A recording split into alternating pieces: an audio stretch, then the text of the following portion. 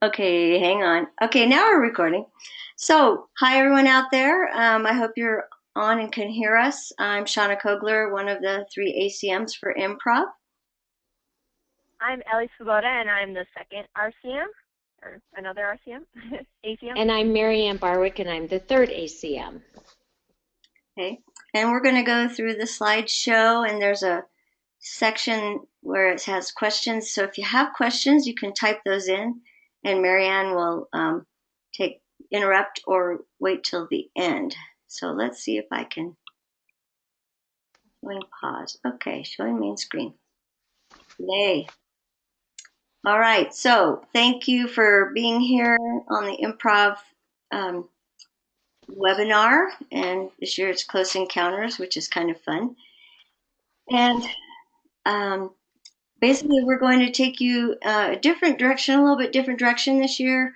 We're going to try to help you manage your teams and not be so challenge specific. So let's go to the next slide. And here's your affiliate challenge masters, and we've introduced ourselves. And there are you can find our emails on the DI website also. And also, if you would like to send in your emails to us, we can send you this slideshow, which is nice. You can look at it again. And your regional challenge masters, who you can contact anytime, are up there for everyone. And I'll wait just a second so you can maybe copy those down. They're also on the Colorado DI website. Tell me if I'm going too fast.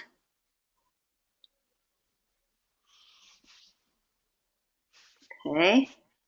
Okay, so basically I talked about going in a little different direction. We're trying to do a new way of thinking. We're going to head in a new direction, a 21st century. If you're in the school system at all, they talk about the super skills for the 21st century. And so we're going to try and give you more methodology to help you prepare your teams to, be ready for the future and do everything themselves for this challenge with you just giving them strategies. So we have communication, sharing thoughts, questions, ideas, collaboration, working together. That's a really important one because it's teamwork, basically.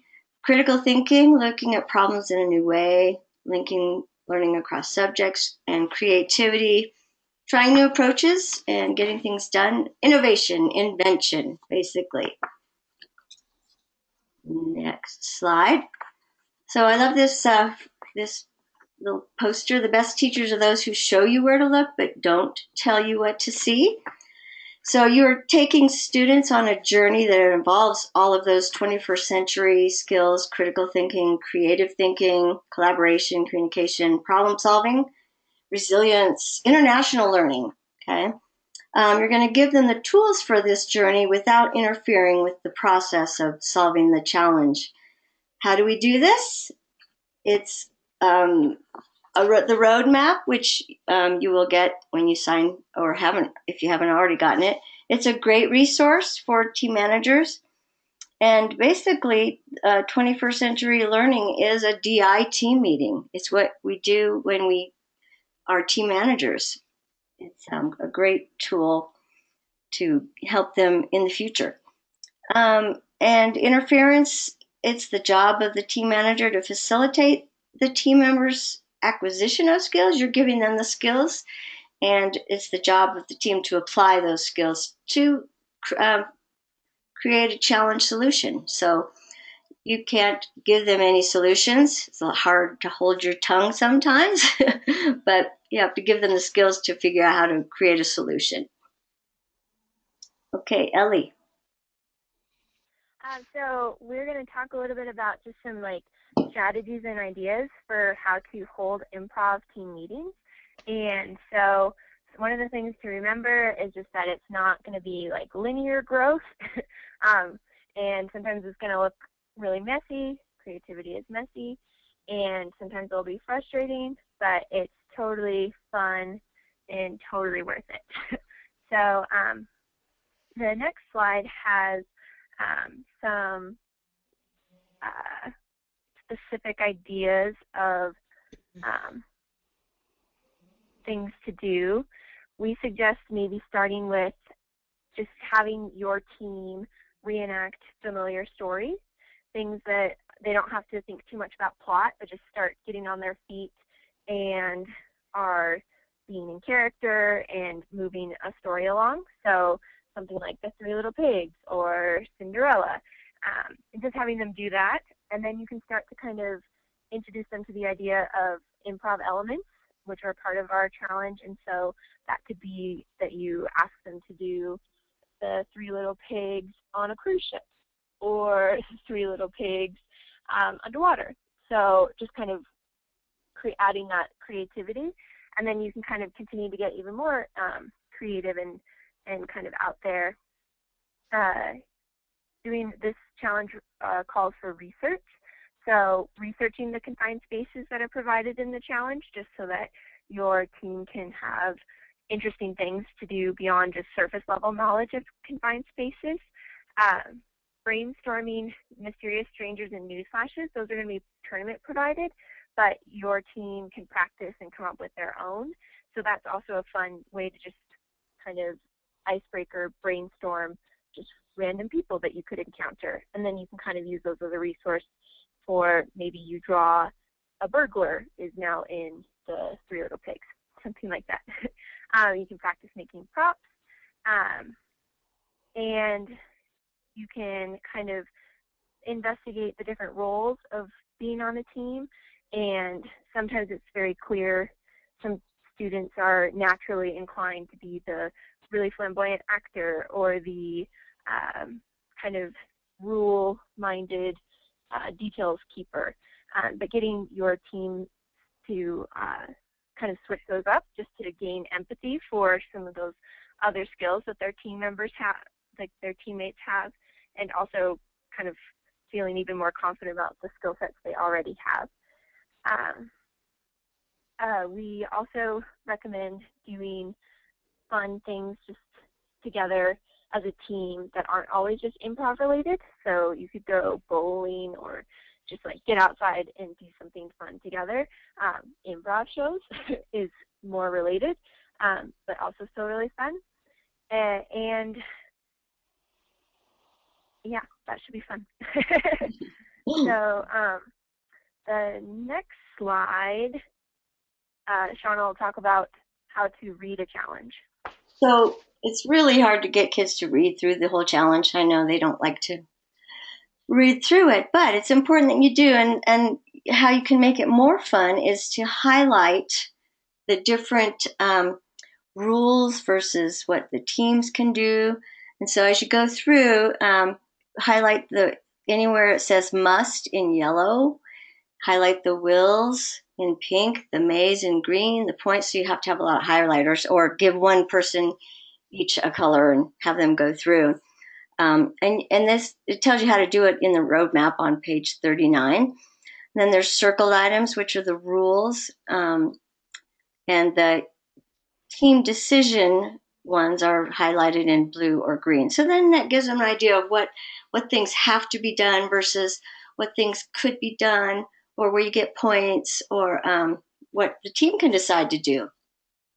It also gives them this description of the challenge and the criteria to understand how the challenge is scored, and it's important to look at scoring. And so that's that can be a fun activity for the kids, but it also gets them to read the challenge. Okay. And next slide. Go ahead, Ellie. So the Close Encounters challenge this year, in general terms, it's a 4-minute skit for which the team will have 3 minutes to prepare. And the really unique thing about this is that the skit must occur within a 6-foot by 8-foot space, and everything that is scored must occur within the confined space. They can come in and out of it, but if anything that if they start having their plot take place outside the confined space, that won't be scored. And things will be scored for creativity, originality, incorporation, and storytelling. We like to think of a sketch as having a clear beginning, middle, and end. And integration or incorporation is talking about there are 4 improv elements that we'll talk about soon. And all of those kind of need to be well integrated into the overall story. So that's part of storytelling also, is that it's kind of integral to the story that's being told, as opposed to just somebody pops in and says, you know, I'm a burglar, and then runs away. That's including your mysterious stranger, but it's not really integrating them into your story. And then the scoring criteria of creativity is just causing something new to come into existence. So, and then the originality is the freshness or novelty. So those are things also that the team wants to kind of incorporate into their overall skit. And so then the first improv element is the confined space. And inside the challenge, there are confined spaces provided for you, and your team will go through and select things that they've researched. So that at least gives them a little bit of sense of familiarity and confidence going into the sketch. They know that they kind of know a little bit about one of the things that will be drawn for their improv sketch, or for their confined space. Depending on their age group, there will be more choices that they choose. And once again, it's once they draw it, there will be points awarded for creative portrayal of the setting and integration of research. So that's kind of also where that looking at more than just surface level knowledge of what these places are is important. That's the confined space. And then there is the, and so we wanted to briefly talk about the tournament data form. Is a little bit confusing in terms of the way that it's been written. The only column that you need to write anything in is the far right column, the confined space column. So you can see there's the numbers and the letters, and those are just to help you correspond to the tables that you find within the challenge. So hopefully that is helpful to know that you only need to write something in that far right column. And so the next improv element is the mysterious stranger, and this is something that the team won't be able to research or have any previous knowledge about. It's going to be drawn the day of, and they will, the tricky part about this one also is that the slip of paper with the name of the identity of the mysterious stranger will be placed outside of the confined space at the beginning of the presentation time, and it's up to the team to remember to come out and grab it, and for that team member to portray that character. And again, that's for the points are awarded for integration, so having that character really be a part of the storyline. So if it is a burglar, they're going to steal whatever is important to some of the other characters, as opposed to just pop in and say their name and then pop out. And then creative portrayal. So that's where kids can get really theatrical and have a lot of fun. So that's the mysterious stranger. Improv element. With the mysterious stranger at the when we met in person with the last training, we did a bunch of brainstorming to show how you would do that in your team meetings, and we collected a bunch of mysterious strangers that everybody came up with. And so again, if you make sure we have your email address, we can send you that list, and we'll make another list at the next team meeting, team manager training, and we'll send all those out. So you'll have those to use with your teams. So you can brainstorm with your teams, or you can use the ones we'll send you. The miscellaneous prop is the improv element 3. And basically it's unaltered newspaper or newsprint. so you can't draw on it, paint on it. You can't fold it before. I mean, you can fold it, but you can't fold it into shapes of any kind or tear it. And newsprint is just the paper that is the newspaper is printed on without any writing on it, without any printing on it. So if you have any of that, it's pretty nice, but it comes in big 5-foot rolls. It has to fit in a plastic gallon of 13 gallons or less. You have to be able to close the top. You can't attach your miscellaneous prop to your clothing. You can continue to work on your prop during the 4-minute presentation time, and and then make sure it gets in. Make sure the kids know they have to get it in the enclosed space sometime before the end of the show, or it won't count. And so points are awarded for creative use of newspaper and the integration of the prop into the skit. And so you have them go find sites of where to, ask them, what kind of props do you want to make? And where do you find information how to fold paper or newspapers into props, and throw those have them make some props and throw them into your Three Little Pigs skits, and see if they can just throw it in and see what they do with it. That's kind of fun to do, just to get them to use the prop in a story. Okay. And newsflash. Okay. Fourth improv element is the news flash, and you can brainstorm with your team some news flashes. It's a word or phrase used as a caption, headline, status update, hashtag, or a label. For example, we have hashtag destination imagination is fun, or improv rocks. And so they have to be able to use it effectively to help create, develop, and or enhance the skit, and it has to be integrated into the skit somehow. So they don't want to, I guess you could just say it once, but make it really good, but have them, use or integrate those news flashes into in their practices and get used to using them. So brainstorm a bunch of those with your teams. We didn't brainstorm those because we thought you could do that now that you know how to brainstorm with your teams. And next slide, scoring.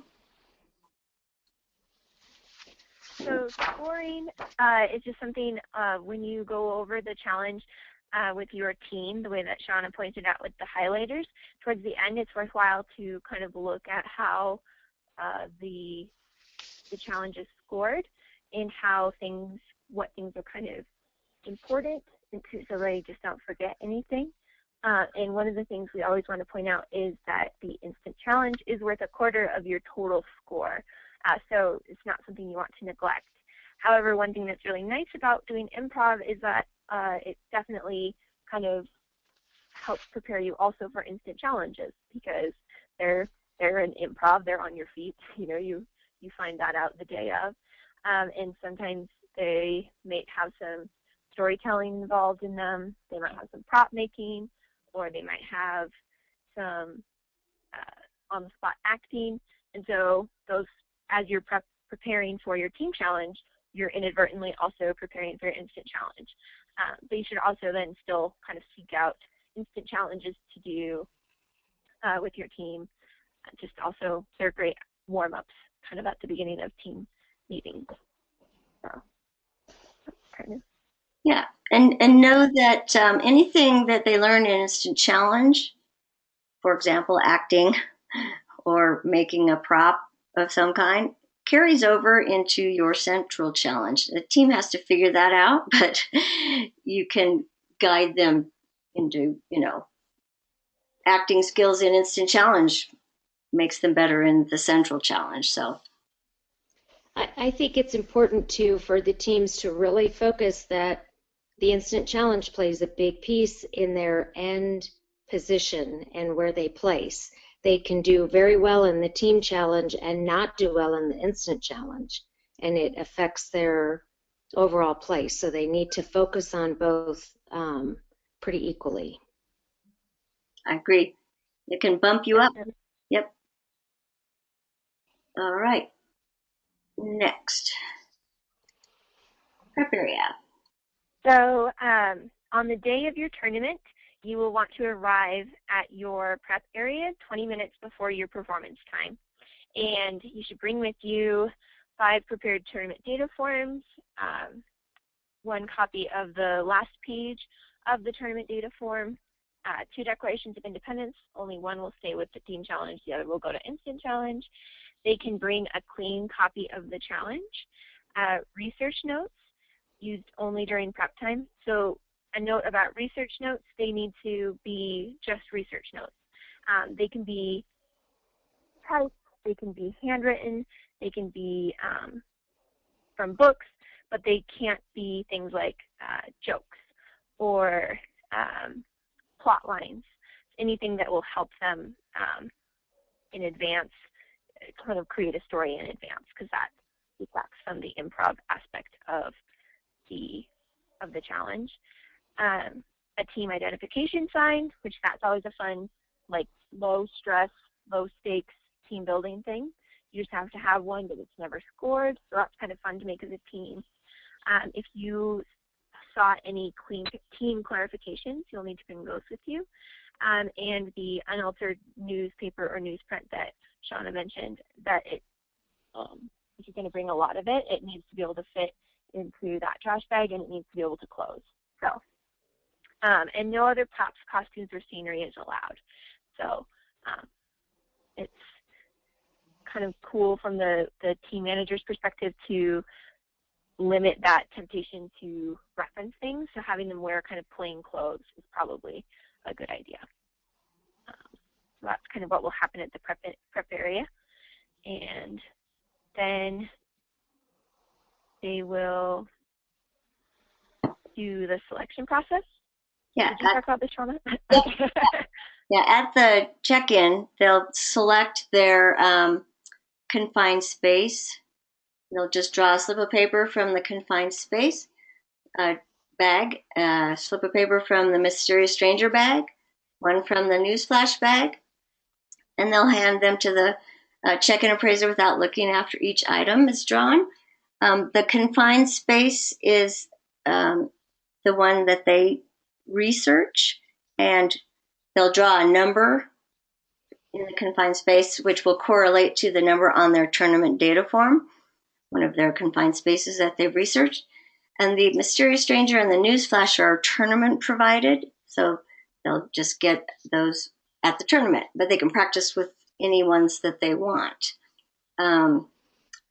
Next, presentation. I think too, sorry, Shauna, I think it's a good idea to practice those check-in procedures so that is not new to the kids that day. Let them practice, maybe it's 3 different kids that pick the slip of paper, but just walk them through that process so it's not new and scary that day. Good. Okay, presentation procedures. Ellie. So the team will have checked in, they'll have done their selections, and then they will kind of meet the timekeeper announcer, who will kind of is a gregarious kind of person who will talk to the audience and the team and kind of introduce everybody. They will read Improv Elements 1, so the confined space, and 4, the newsflash, to the team and give written copies of them to the team. And then they will say begin, and the 3 minutes of prep time will begin. And they will have that time to work on their skit and create their miscellaneous prop. At the end of 3 minutes, the timekeeper announcer will say stop, and they will ask the team to show the miscellaneous prop to the appraisers. We noted that it doesn't say that they can continue to work on their miscellaneous prop during the presentation time. So in whatever state of completion, they can just kind of show what is being made with the newsprint to the appraisers, and then identify the team member that will be playing the mysterious stranger. After that, the timekeeper announcer will place the mysterious stranger slip of paper in a designated place outside of the 6x8 performance place, and once the presentation time, the 4 minutes of presentation time begins, the team member who is identified as the mysterious stranger will be able to retrieve that slip of paper at any time during those 4 minutes. But they need to wait until the 4 minutes begin. And they need to remember to do it at some point. So, and then the 4 minutes will begin, and they will have to have that time to present to the appraisers. They do not have to fill the entire 4 minutes. However, if they end early, it's nice if they can have some kind of clear designated ending so that it's clear to the appraisers that they can kind of applaud and start to have a dialogue with the team. So if that's a bow or saying time, that's just kind of a nice thing for the team to get in practice doing. They should practice putting the slip of mysterious stranger slip in their practices so they get used to remembering to go get it. So you don't want to forget that element.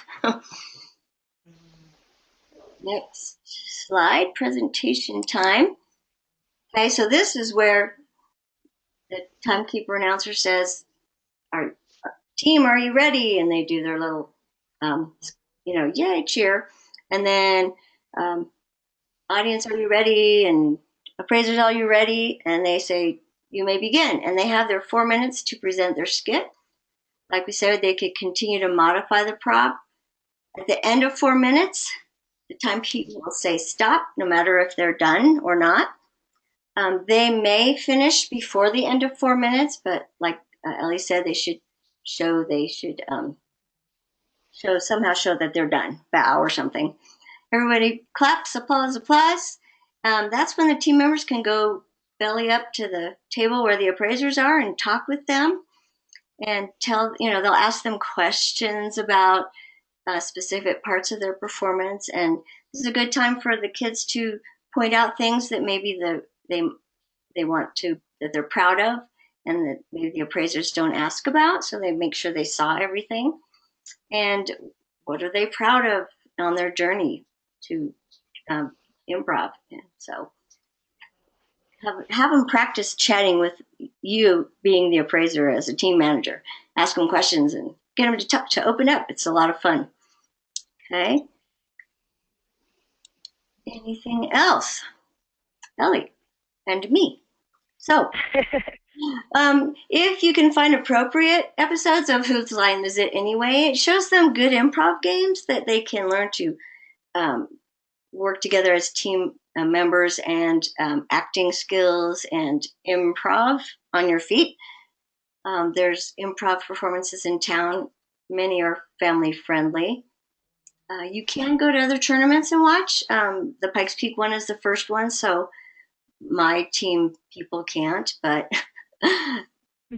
other teams can come and watch ours as the first tournament or any other tournament before theirs or even after theirs. Just be careful they don't, use things from other teams. And lots of resources, improv websites, newspaper folding websites, instant challenge sites. There's lots of those all on the DI website and on other states' DI websites also. And we had a handout, which I didn't put on here, but if you send us your email, I'll send the handout that we made for resources also. We can get that to you if you don't come to a training. And so failure is a stepping stone to success. You're going to have failures. You're going to have kids crying. And you're going to have kids laughing. And you're going to be laughing, rolling on the floor laughing sometimes. They come up with the funniest things. And success comes in cans, not can'ts.